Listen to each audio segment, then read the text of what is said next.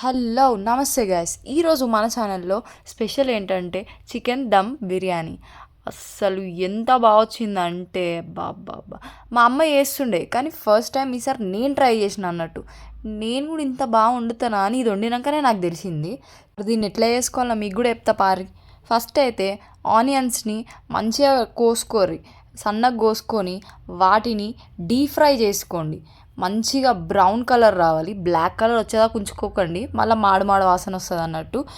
ఇప్పుడు చూడుర్రి అవి ఏ కలర్ వచ్చినాయో, మీరు చూస్తున్నారు కదా, ఈ కలర్ వస్తే చాలా అన్నట్లు. ఇక నెక్స్ట్ మన బిర్యానీ మసాలా కూడా నూరేసుకుందాం. దానికోసం అనాస మొగ్గ, బిర్యానీ ఆకు, అనాస పువ్వు, ఇలాచి, లవంగం, షాజీరా, చెక్క, జాపత్రి ఇవన్నీ కలిపి దాంతోపాటు నేను ఈడ 2 ఎండుమిరపకాయలు కూడా వేసి ఇక అందులోనే ఇంకొన్ని ధనియాలు కూడా యాడ్ చేసుకోరు. ధనియాలు కూడా యాడ్ చేసుకొని మంచిగా పౌడర్ పట్టేసి పక్కకు పెట్టేసుకోరు. ఇప్పుడు ఇక మనం మెయిన్ ప్రాసెస్కి వచ్చేస్తే చికెన్ తీసుకోండి. ఇక ఆ చికెన్ని మంచిగా కడుక్కోండి. కడిగేసుకొని మన బిర్యానీ ఎందులో వేస్తున్నామో ఆ డేక్షల మంచిగా చికెన్ వేసుకొని అందులో కారము, నేను ఇక్కడ కొంచెం కాశ్మీరీ చిల్లీ పౌడర్ కూడా యాడ్ చేస్తున్నా, మీ దగ్గర ఉంటే యాడ్ చేసుకోండి, లేదంటే స్కిప్ చేసేయచ్చు. వేసుకొని కొంచెం సాల్ట్, కొద్దిగా పసుపు, దాంతోపాటు కొద్దిగా పెరుగు కూడా వేసుకోండి. పెరుగు వేసుకున్నాక మనం ఇప్పటిదాకా నూరుకొని పెట్టుకున్నాం కదా బిర్యానీ మసాలా, అది కూడా 2 స్పూన్స్ వేసేసుకోండి. వేసుకున్నాక మంచి రసం నిమ్మకాయ ఒకటి తీసుకోర్రి, మంచిగా విండే రిత్తులు లేకుండా మంచిగా విండేసి ఇంకా అల్లం వెల్లుల్లి పేస్ట్ కూడా వేసేసి ఇక కలుపుర్రి, మంచిగా కలిపేయర్రి. మంచిగా ఒక 2-3 నిమిషాలు మంచిగా కలిపేసేయండి. దానికి మంచిగా కారం, ఉప్పు అన్ని మసాలాలు పట్టాలన్నట్లు. ఇక మంచిగా కలుపుకున్నాక చూడుర్రి ఎంత మంచిగా కలుపుకుంటే అంత మంచిది అన్నట్లు. బయట అయితే ఎట్లా వండుతారో మనకు తెలియదు. సో మనమే కొంచెం 1-2 గంటలు కేటాయించి మనకు నచ్చిన విధంగా వండుకొని తినడం బెటర్ అనిపించింది నాకైతే. అందుకే చాలా వరకు ఇంట్లో ఉండడానికే ప్రిఫర్ చేస్తున్నాము. ఇక అట్లా కలుపుతుండగా పైకెంచి ఇంత కొత్తిమీర, ఫ్రైడ్ ఆనియన్స్ కూడా వేసుకోర్రి. ఫ్రైడ్ ఆనియన్స్, కొత్తిమీర వేసుకొని మళ్ళీ ఒకసారి కలుపుకోర్రి. ఇక మంచిగా చికెన్ వల్ల కూడా ఏదో రోగాలు వస్తున్నాయంట, కొన్ని రోజులు తినకుండా ఉందాం. ఇక ఏం చేస్తాం, ఇంతకుముందు మనం ఫ్రైడ్ ఆనియన్స్ వేయించుకున్న నూనె ఉంది కదా, అది కూడా పోసేసి 1 గంట పక్క పెట్టేది. ఇక అది అట్లా 1 గంట సేపైనా మంచిగా మ్యాగ్నెట్ అవ్వాలన్నట్లు.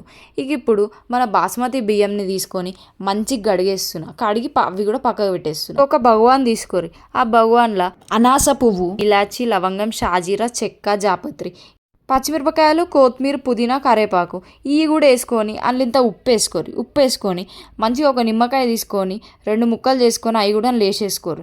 ఇక కొన్ని నీళ్లు పోయిర్రి, నీళ్లు పోసి దాన్ని తీసుకొని పొయ్యి మీద పెట్టుర్రి. ఇక మంచిగా మసలాలు అన్నట్లు. అదొక సైడ్కి పెట్టేర్రి, ఇది ఒక సైడ్కి మన చికెన్ గంట సేపు అయిందన్నట్లు అది కూడా పొయ్యి మీద పెట్టేసిన.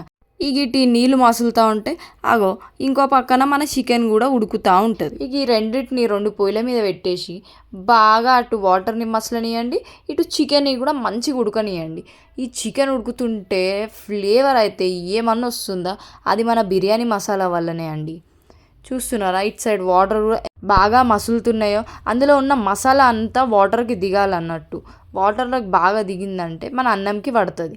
సో కొంచెం నేను ఇక్కడ అల్లం వెల్లుల్లి పేస్ట్ కూడా యాడ్ చేస్తున్నా. మనం ఆయిల్ వేసుకోలేదు కదా, ఆయిల్ కూడా వేసుకుందాం, ఎందుకంటే అన్నం మంచి ఇట్లా పొల్లు పొల్లు అవుతుంది అన్నట్లు. చూసిరా ఎంత బాగా నీళ్ళు బాగా మసులుతున్నాయో.